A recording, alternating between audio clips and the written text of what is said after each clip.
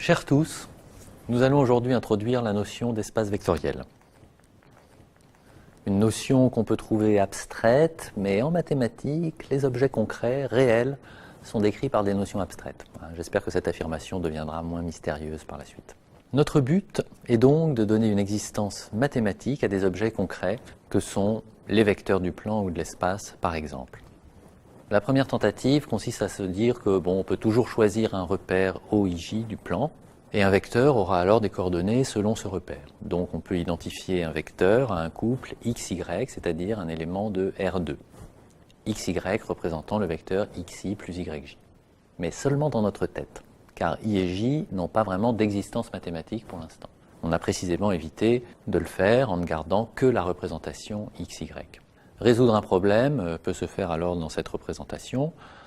Par exemple, si je cherche à résoudre lambda V égale 0, où lambda est un réel et V est un vecteur, j'écris ce qu'est V, j'obtiens une équation que je résous, et à la fin, les coordonnées du vecteur n'apparaissent plus dans la solution, ce qui est une bonne chose puisque les coordonnées étaient un peu un artefact de modélisation en quelque sorte.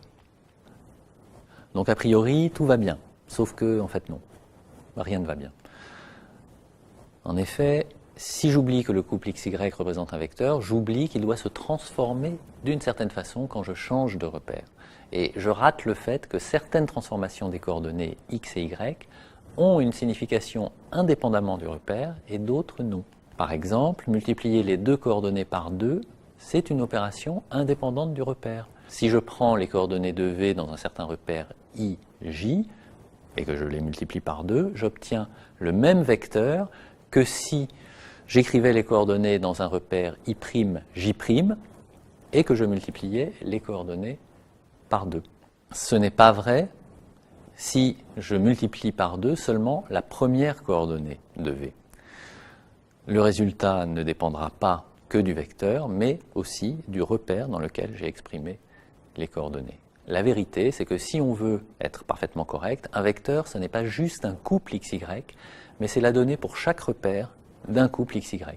Toutes les coordonnées se transformant d'une façon bien précise quand on change de repère.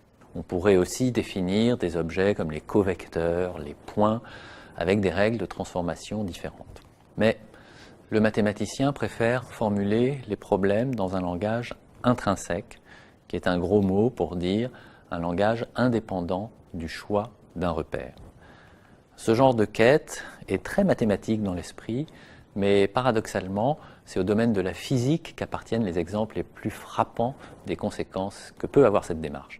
Par exemple, si on cherche à formuler les équations de l'électromagnétisme d'une façon indépendante du repère, ici le repère de l'espace-temps, on est fatalement amené à la théorie de la relativité restreinte due à Poincaré et Einstein. Bon, d'accord, vous ne connaissez pas encore les équations de Maxwell dont je suis en train de parler. Dans ce cas, pour prendre un exemple plus familier, vous savez peut-être qu'en mécanique classique, on postule l'existence de repères galiléens et les lois de la gravitation de Newton sont vraies si les coordonnées d'espace et de temps sont relatives à un repère galiléen, justement. Mais qu'arrive-t-il si on ne veut pas postuler l'existence de tel repère et formuler quand même les lois de la gravitation ? Eh bien, dans ce cas, on tombe sur la théorie de la relativité générale. Et soit dit en passant, on trouve à la fin que non seulement il n'existe aucun repère galiléen, mais des joyeusetés comme sont les trous noirs ou le Big Bang. Bref, ça peut mener très loin de ne pas vouloir choisir un repère. Alors voilà où ça nous mène, nous, à introduire un objet abstrait, l'espace vectoriel. L'espace vectoriel, c'est d'abord un ensemble dont on appellera les éléments des vecteurs et on les notera avec des flèches au-dessus de la tête, pour bien les reconnaître. C'est ensuite une opération sur ces vecteurs, appelée addition en général, et notée plus. C'est enfin une opération, appelée multiplication, qui a un vecteur x et un réel, dans ce cas on dit qu'on a un espace vectoriel sur R, ou alors un complexe, dans ce cas on dit qu'on a un espace vectoriel sur C, associe donc un vecteur qu'on appelle produit de lambda et de x et qu'on note lambda.x. Après on enlèvera le point. Ces opérations doivent satisfaire certaines règles. Pour ce qui concerne l'addition, E est un groupe commutatif, on expliquera. Et pour ce qui concerne la multiplication par un scalaire, Il y a certaines règles de compatibilité avec l'addition qu'on précisera également. Bon, ces règles sont très raisonnables. Donc pour le groupe commutatif, on demande à ce que l'addition soit commutative, associative, qu'elle possède un élément neutre.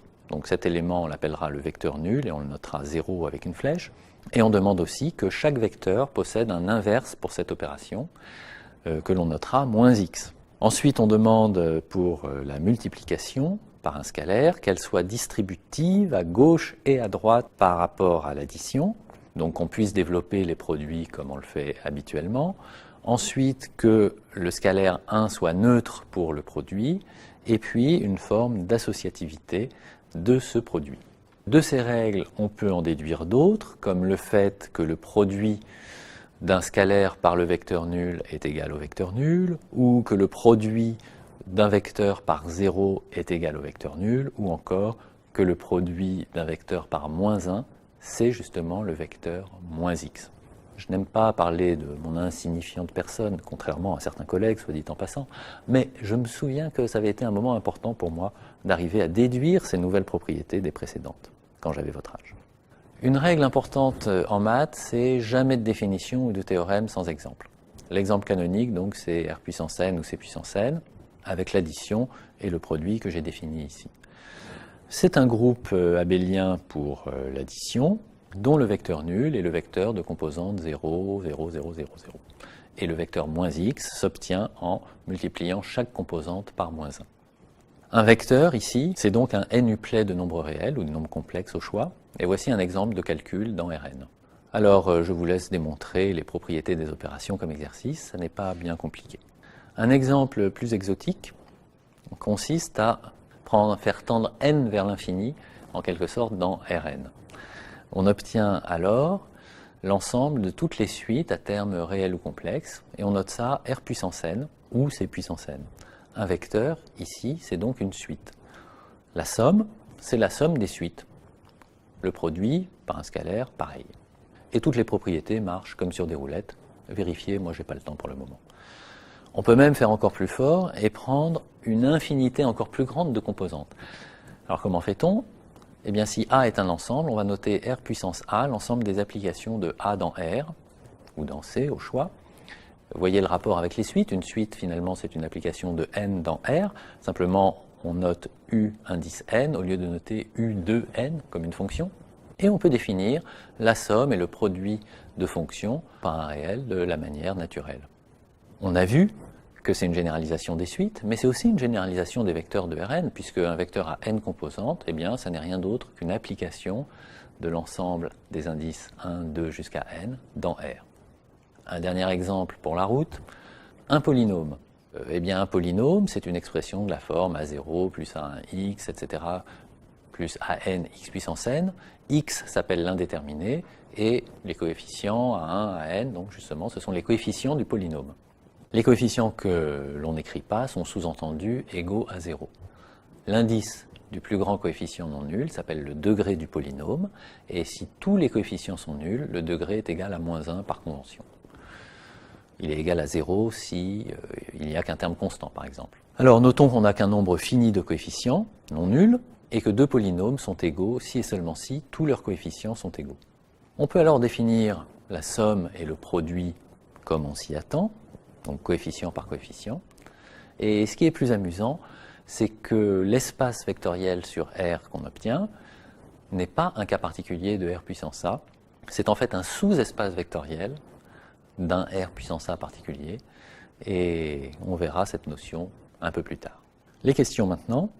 D'abord, prouver à partir de la définition d'un espace vectoriel les propriétés déjà citées. 0x égale 0, -1x égale -x, et lambda fois 0 égale 0.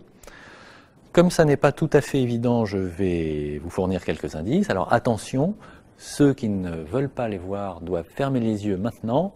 Fermez-les. Voici les indices. Attention, ne rouvrez pas les yeux, ceux qui les ont fermés. Encore un peu de patience. Ça y est, vous pouvez rouvrir les yeux. La seconde question se passe de commentaires. À la prochaine donc.